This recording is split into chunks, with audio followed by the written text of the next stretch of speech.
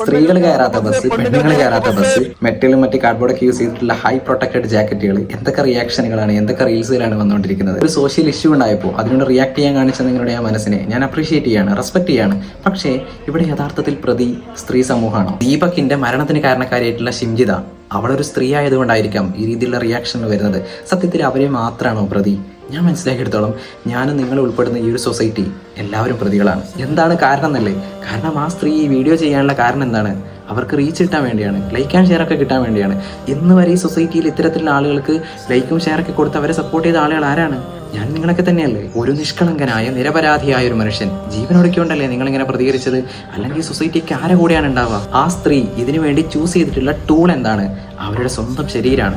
സ്വന്തം ശരീരം ഉപയോഗിച്ച് റീച്ച് ഉണ്ടാക്കാൻ പറ്റുമെന്നുള്ള നെഗറ്റീവ് ഹീറോയിസം അവരെ പഠിപ്പിച്ചത് ആരാണ്? സ്ത്രീകളുടെ ശരീരം പ്രദർശിപ്പിക്കുക എന്നുള്ളത് നിങ്ങളുടെ ഫ്രീഡമാണ്, റൈറ്റ്സ് ആണെന്നൊക്കെ പറഞ്ഞ് പൊലിവ് കയറ്റിയിട്ട് കേവലം 4-5 ലൈക്കുകൾക്ക് വേണ്ടി, റീച്ചിന് വേണ്ടി തങ്ങളുടെ സ്വന്തം ശരീരം പോലും എന്തും ചെയ്യാൻ മടിക്കാത്തൊരു സൊസൈറ്റി ആയിട്ട് അവരെ വാർത്തെടുത്തതിൽ, ഈ സൊസൈറ്റിയിൽ അനാർക്കിസം കൊണ്ടുവന്നതിൽ ഇവിടെയുടെ ലിബറൽ ഐഡിയോളജിസ്റ്റുകൾക്ക് പങ്കില്ലെന്ന് കരുതുന്നുണ്ടോ? നിങ്ങൾ ഇതിൽ പ്രതികളല്ലേ? നിങ്ങൾ എന്ത് നെറികേട് കാണിച്ചാലും, ആർക്കെതിരെ കുതിര കയറിയാലും ഞങ്ങൾ നിങ്ങളുടെ കൂടെ കട്ടക്കുണ്ട്, നിങ്ങൾ ധൈര്യമായിട്ട് പോകുമെന്ന് പറഞ്ഞ് നെഗറ്റീവ് സപ്പോർട്ട് കൊടുത്ത ഇവിടെയുള്ള ഫെമിനിസ്റ്റുകൾ, വുമൻസ് ഓർഗനൈസേഷൻസ്, നിങ്ങൾ ഇതിൽ പ്രതികളല്ലേ? ഇന്ന് ഫെമിനിസം അതിന്റെ റാഡിക്കൽ സ്റ്റേജിലൂടെയാണ് പോകുന്നത്.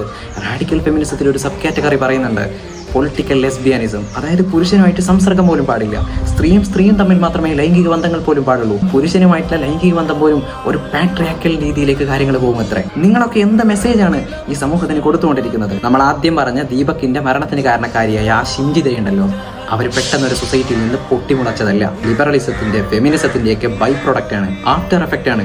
ലേറ്റസ്റ്റ് ആയിട്ടുള്ള ഒരു എക്സാമ്പിൾ മാത്രമാണ്. ഇനിയും ഒരുപാട് ഉണ്ടാവാം. എൻ്റെ പ്രിയപ്പെട്ട പെങ്ങളെ, നിങ്ങളുടെ ശരീരം അത് മറ്റുള്ളവന് ലൈക്ക് അടിക്കാനുള്ളതല്ല, മറ്റുള്ളവന് ഷെയർ ചെയ്ത് ആസ്വദിക്കാനുള്ളതല്ല. അതിലൂടെ നിങ്ങൾക്കൊരു ഹാപ്പിനെസ് കിട്ടുന്നുണ്ടെങ്കിൽ അതിവിടെയുള്ള പല ഐഡിയോളജീസുകളും നിങ്ങളെ പറഞ്ഞ് പറ്റിച്ചതാണ്. നിങ്ങളുടെ ഫ്രീഡം എന്നുള്ളത്, അന്തസ് എന്നുള്ളത് ബുദ്ധിപരമായി, ചിന്താപരമായി നിങ്ങൾ ഈ സൊസൈറ്റിക്ക് കൊടുക്കുന്ന ഇന്റലക്ച്വൽ കോൺട്രിബ്യൂഷൻസ് ആണ്, നിങ്ങളുടെ നോളജാണ്. ഈ സൊസൈറ്റിയിൽ വലിയ സുപ്രധാനമായ തീരുമാനങ്ങൾ എടുക്കുമ്പോൾ നിങ്ങൾക്കതിലുള്ള റോളാണ്. ലോകത്ത് നിങ്ങൾക്ക് മാത്രം സാധിക്കുന്ന ഏറ്റവും മഹത്വമുള്ള ഒരമ്മയാകാനുള്ള, ഒരു ഉമ്മയാകാനുള്ള കഴിവാണ്. ഇതൊക്കെയാണ് നിങ്ങളെ ഗ്ലോറിഫൈ ചെയ്യേണ്ടത്. ഇതിലൊക്കെയാണ് നിങ്ങളുടെ വാല്യൂസ് ഉള്ളത്. മറ്റുള്ളതൊക്കെ കോർപ്പറേറ്റ് താല്പര്യങ്ങളാണ്. അത്തരം ചതിക്കുഴികളിൽ നിങ്ങൾ വീഴാതിരിക്കുക. നിങ്ങളൊരു ഫെമിനിസ്റ്റ് ആവണ്ട, നിങ്ങളൊരു മെനിനിസ്റ്റ് ആവണ്ട, നിങ്ങളൊരു മനുഷ്യനായ മതി, പച്ചയായ മനുഷ്യനായ മതി. മനുഷ്യന്റെ വാല്യൂസുകളെ നിങ്ങൾ സപ്പോർട്ട് ചെയ്താൽ മതി. അത്തരം കാര്യങ്ങൾക്ക് നിങ്ങൾ ലൈക്ക് അടിച്ചാൽ മതി, അത് നിങ്ങൾ ഷെയർ ചെയ്താൽ മതി. അത്രയൊക്കെ ചെയ്താൽ തന്നെ തീരാവുന്ന പ്രശ്നങ്ങളെ ഇന്ന് സൊസൈറ്റിയിലുള്ളൂ.